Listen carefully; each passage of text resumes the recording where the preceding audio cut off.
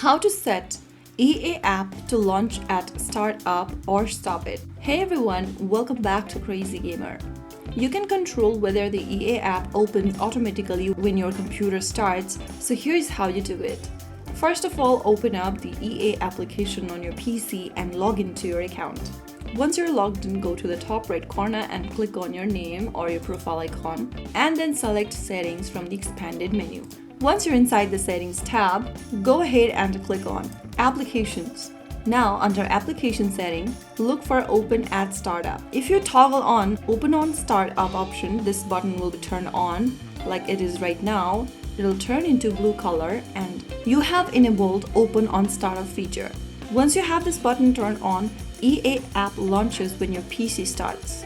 If you don't want to turn it on as soon as you open up your PC, simply toggle off the button right next to Open on Startup and make sure that it is turned off.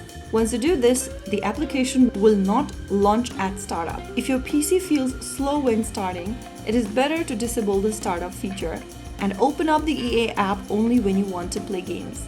So that's how it's super easily done. If you found the video to be helpful, don't forget to like, share and subscribe to our channel. I will be back again in the next video. Stay tuned till then.